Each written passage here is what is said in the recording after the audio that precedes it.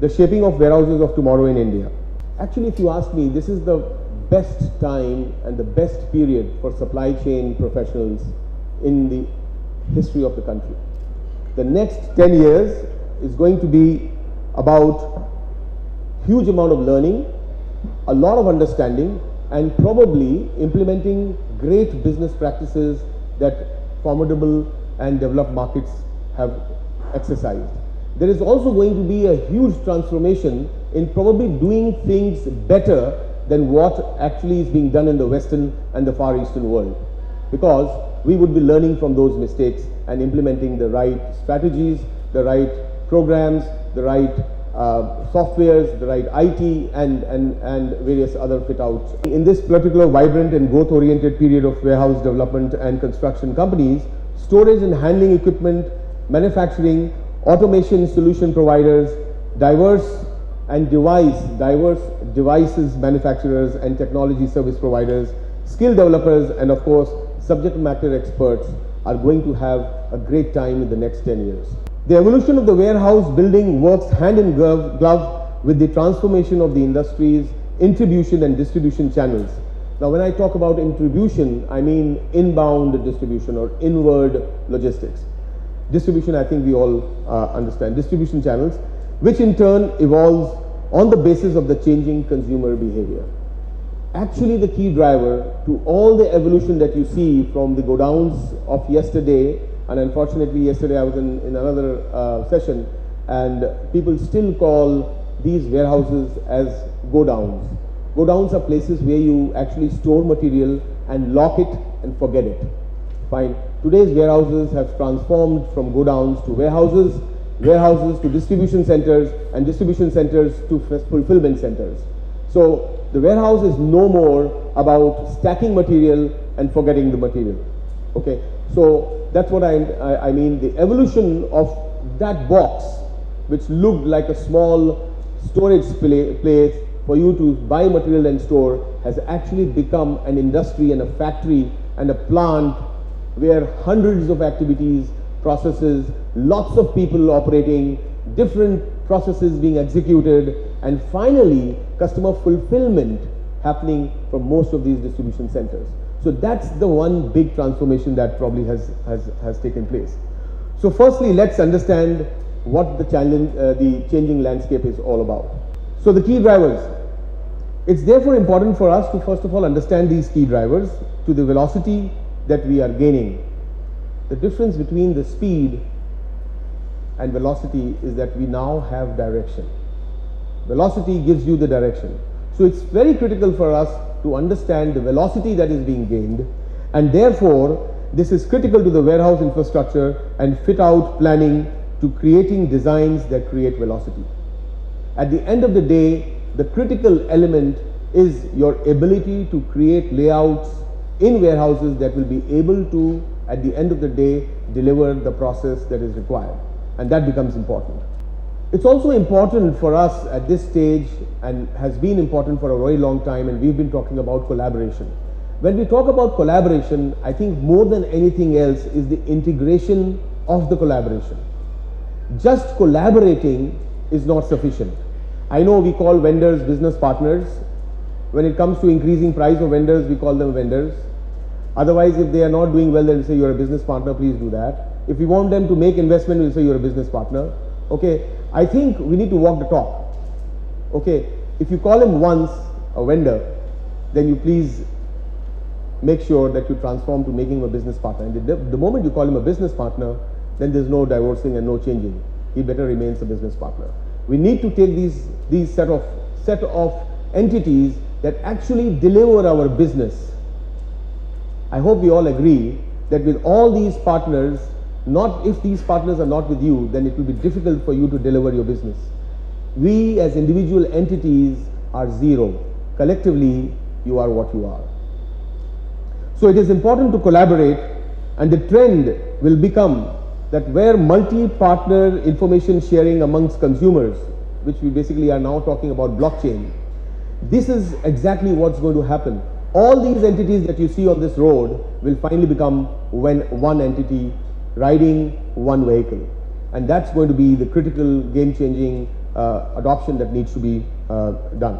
Location will become an extremely important deciding factor of success of any distribution. And here we are talking about the changing and the transforming consumer needs. It was stated 7 years back when GST was mooted by the country and the government. Everybody thought that from 29 warehouses we're going to come down to 5 warehouses or 7 warehouses. I'm not very sure that this is the reality today after 8 years. In 8 years' time, the entire landscape has changed. In 8 years' time, the online business has come in. In 8 years' time, you have excessive use of mobile. In 8 years' time, there's a complete shift in the money that people were earning, and the per capita income of the country has completely changed. The behavior of consumer has changed in 8 years' time. Nothing remains fixed. From that perspective, the location decision also, or the network planning, has also considerably changed. Warehouse locations on the edge of the cities will be reshaped to function as a hub where cross-docking will take place to final destination. And we are seeing this. I'm sure there are IPCs, there's a gentleman from the IPC side as well here, and he will share with you probably how the overall function of a warehouse in the entire hierarchy of supply chain has transformed and changed. Non-urban areas will have regional consolidation centers in which products will be cross-docked for final distribution. But final distribution to stores, pickup points and homes in urban and non-urban areas will take place via consolidation deliveries using efficient assets.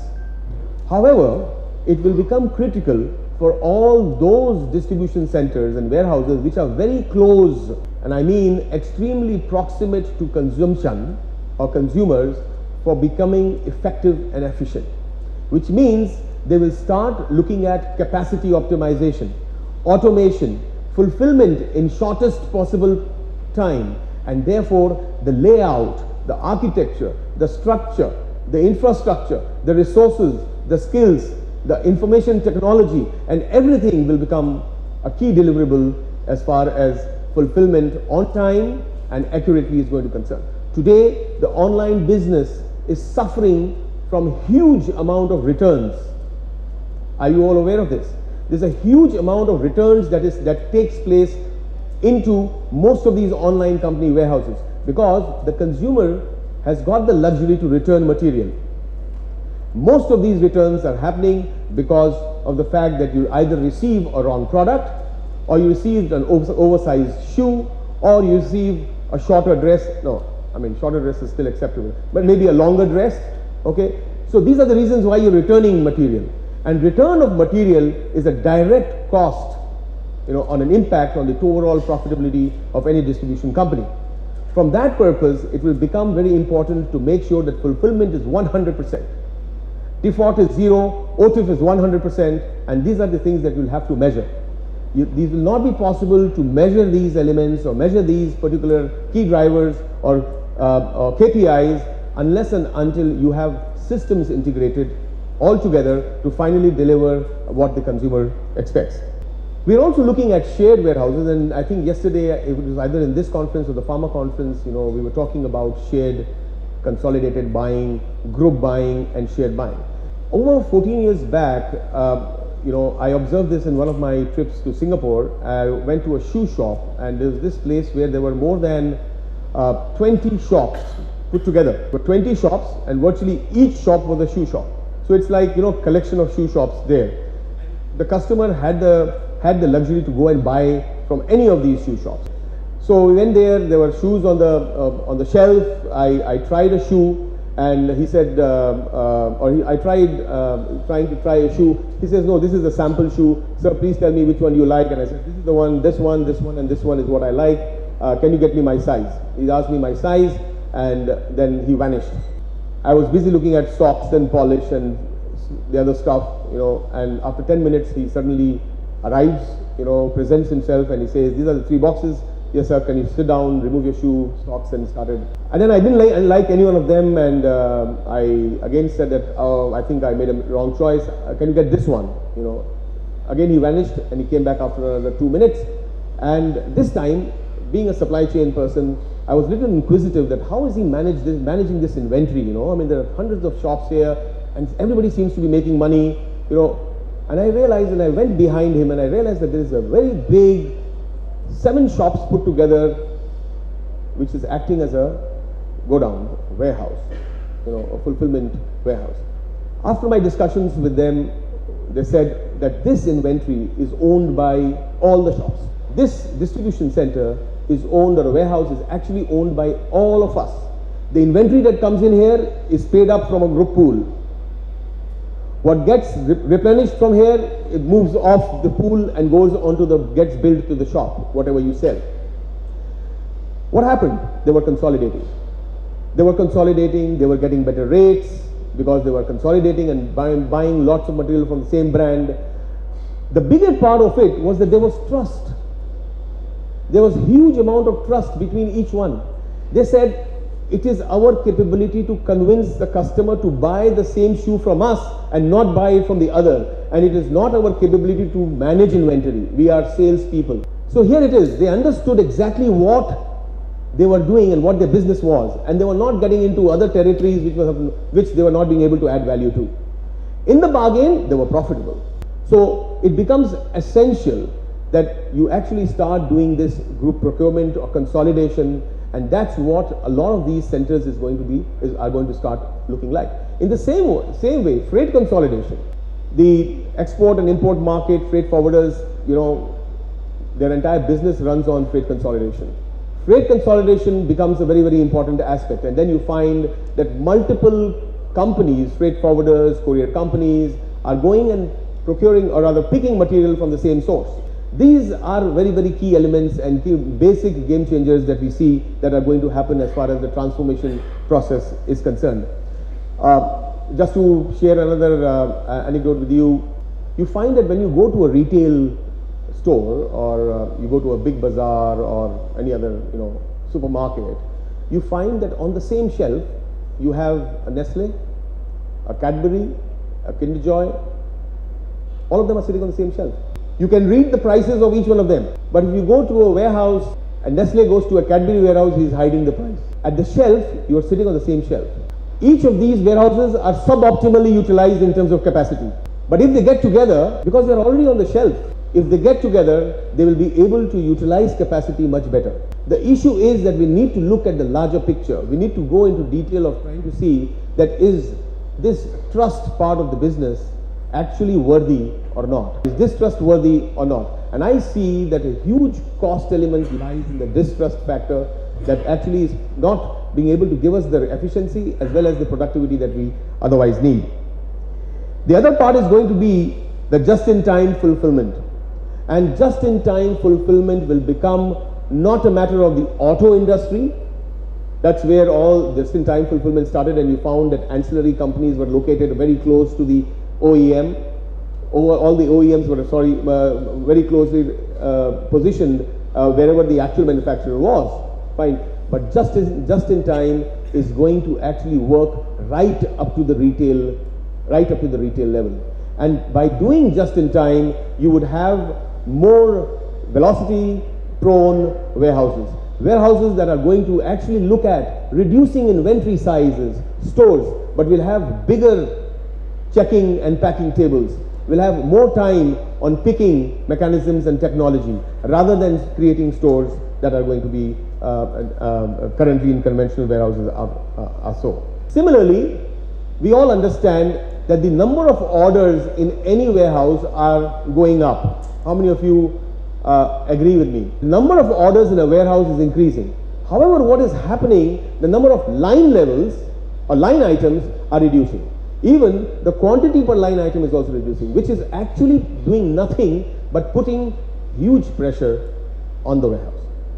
And this pressure is so critical that it finally leads to your KPI of order fulfillment. If order fulfillment is not achieved, sale is not realized. And that's going to be the critical part so therefore it will become extremely important that everything finally gets connected. The only way you can make sure that larger volumes are managed is to remain connected. Finally, what's also going to happen is that value-added services packing, repacking, gift wrapping, bundling, all these activities will become the activity of the warehouse. And if you're going to bring all these activities into the warehouse, imagine what the warehouses of tomorrow is going to look like. Imagine that all investment in storage system will become inevitable. Investment in automation will become inevitable. Storage systems will reduce from pallet stores to small bin stores, shelves, multi-tier shelves, and so on and so forth. Okay, so this transformation is inevitable. And let me tell you that as I and you are speaking here, there are several small organizations, small brands, regional brands, local city brands who have already started realizing this and are already started working on this. So please, if you have not yet started taking the first step in your organization, I request you to kindly do so. Let me first of all clarify, automation is not robotics only. Robotics is automation. This country needs to first of all understand the difference between mechanization and automation. We tend to construe or rather misspell mechanization as automation. Automation is only where you have a decision matrix involved. If it is just going to convey things from here to there to replace manpower, it is not automation, it is mechanization. Are you all getting what I'm saying? Okay, so therefore automation will play a big part in the warehouse of the future, and it's likely that we will have many automated machines on the floor to operating above the stored products. So the activity of these automation machines is fundamentally deriving out of material handling. In any warehouse or any other distribution center that you go, the work that an automation company or machines are doing is basically to move material from here to there. And there is a science and a logic that is basically being used in material movement from A to B. Pallets will need to be of the same size, bins and crates will have to be of the same size before we actually derive the complete effectiveness of automation in any industry. We are still far. Many of us have three different types of pallets. You have the US pallet, the Euro pallet, and the indigenous pallet. And the non-standardization of pallets and non-standardization of crates and bins is continuously creating all the hurdles in deriving the efficiencies, in terms of automation. So that is another transformation that most of the people here in the supply chain side will have to look at, and that can become a big game-changing element, and that will probably help you in gaining all the benefits of automations. Maybe after 3-4 years or 5 years, I'll stand here and most of you will then start saying, okay, we've put automation in place, can we now talk about robotics? Okay, so it's too early for us to talk about robotics in the general market. And I've already given you a disclaimer here. The discussion here is about the mass market, which actually is going to drive the economy. One other part of this business, which India is very proud of, is people. Yes, we have a low-cost human resource, but this low cost is no more low cost. Thanks to the past 5-6 years, everybody wants the mobile phone, everybody wants bandwidth, everybody wants to watch a movie or a song. Earphones, white earphones have become more in fashion. So people are changing clothes, more than one dress, more than one shoe, and so on and so forth. With this consumer behavior, the overall cost of employment is also going up.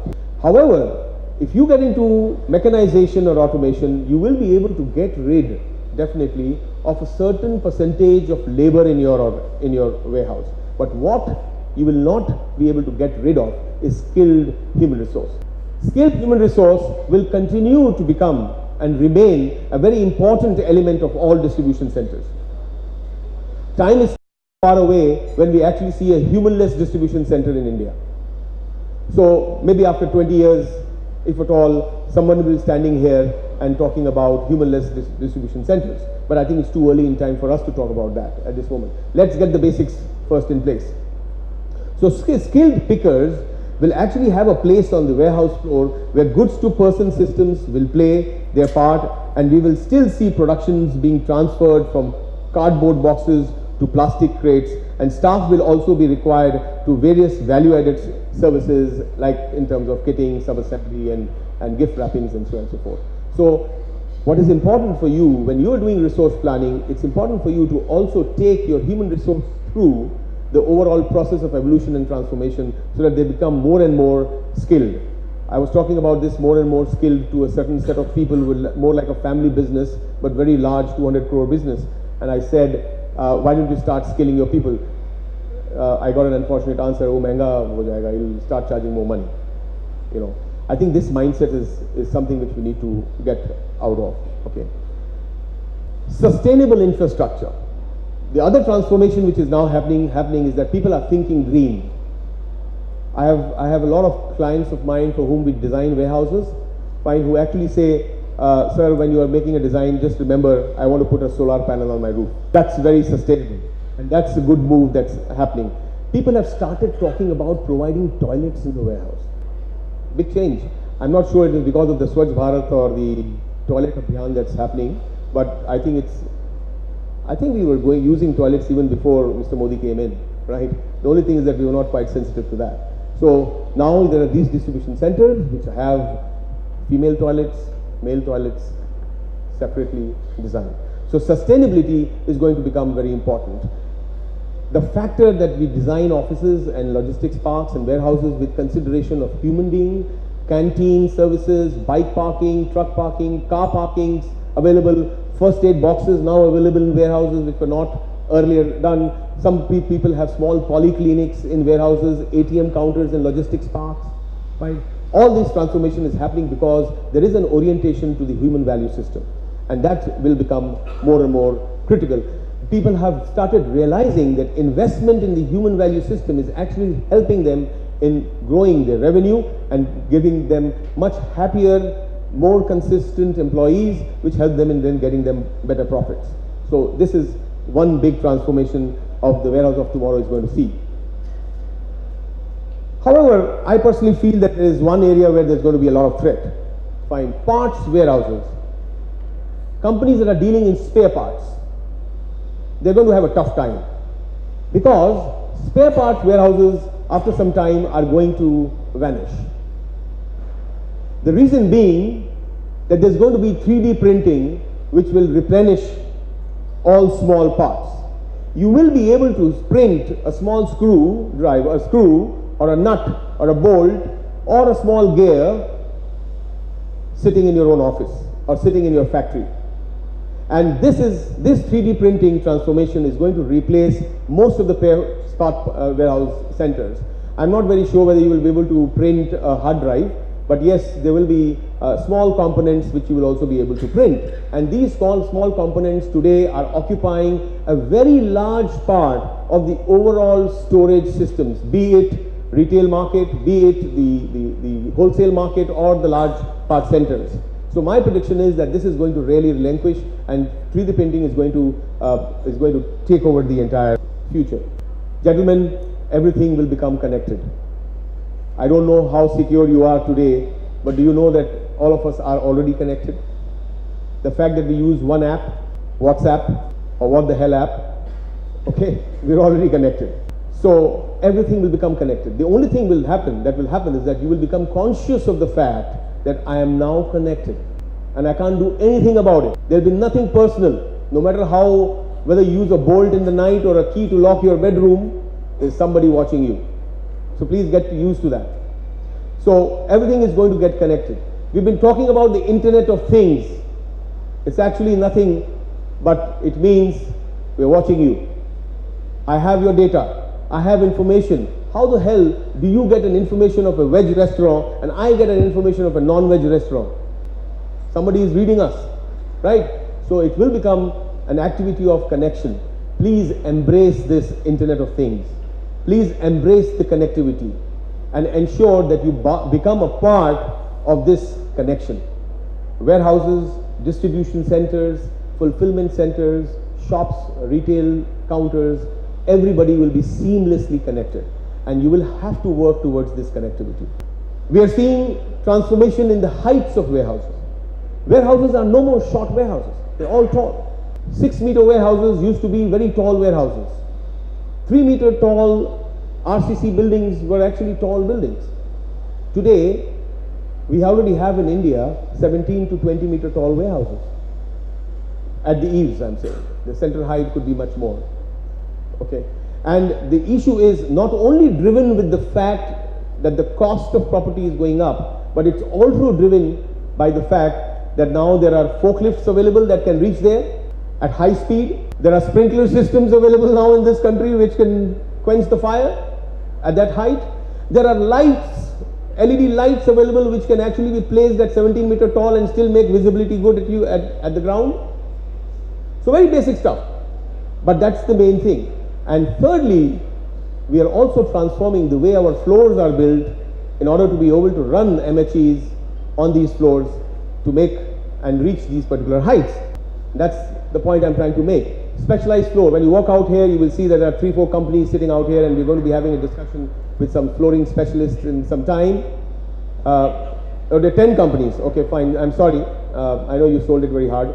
So there are 10 companies here who are here at the exhibition center, fine, talking about floor and flooring. And believe me, I want to actually make a very serious point on this. Warehouse developers actually do not spend enough time in researching floors. They spend a lot of time in reducing the cost. And floor is like the heart of a warehouse. If the floor is no good, if you are building a tall warehouse, please, you have to make sure that the floor is good. But if you are going to build a short warehouse, then you can be probably very casual. But tall warehouses are about sheds or pre-engineered buildings, and they are about floors. These are the two critical ingredients, and flooring is about flatness and it's about levelness. If floors are not flat and they are not leveled, the MHE that's going to walk on the floor is going to topple. Fine. So floor is as critical as the road.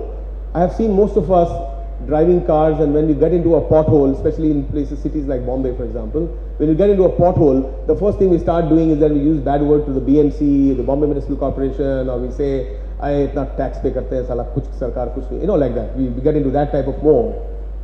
And I was driving through the same, through a friend of mine who's a very big developer, and 2 potholes came, and he used the Indian language, and after we reached his warehouse, I entered there and I saw the number of ditches, and I asked him, "Sir, can I use the same bad language on you?" So that's how important the floors are. So your tenant will use the bad language on you as a developer if you don't do that. The amount of money that is spent, on changing wheels of forklifts, each wheel can cost you exorbitant sum, fine, is huge and humongous, fine. And this is where I said that we need to collaborate. And when I told this guys 10 years back, and I said, he said, "Mera thodi kharcha ho raha hai. I have made the floor. Now the tenant will, it's his problem to change and the wheels." The point is that he was not collaborated. When you get collaborated, you start delivering what the customer wants. The new forklifts will become intelligent. They will not be replaced. They will only become intelligent. They will get connected. You will be able to probably create driverless forklifts in a system. And that's what I mean, the new forklift generation is going to come. Human-centric designs, we talked about. Land developers. I have a point with land development companies. Today a lot of companies are unable to forecast the overall volume and the type of business that their tenants are going to do. And therefore, during seasonal ends or other Diwali periods, etc., there's a huge amount of inventory that gets built up. This inventory goes and sits in the warehouse or in the aisles in the warehouse. And this is exactly what takes a lot of toll. Land developers have great opportunity to put tents which are like this, for example, to do temporary storage and make hay when the sun shines. So, gentlemen, what I'm trying to say out here is that it will become these key drivers, as we mentioned, where customer satisfaction will continue to play the largest role. Ideal storage systems will become a challenge, and that's what will happen in the new warehouse. The right material handling equipment will become a key decision-making criteria. Systems of loading and unloading will become prevalent for fast movement in and out. Human efficiencies will become critical, and finally, automation and innovation will call the terms of the day. However, one thing is very certain in this world of uncertainty: we cannot afford to stand still. So, gentlemen, keep moving till you reach the end. Thank you very much.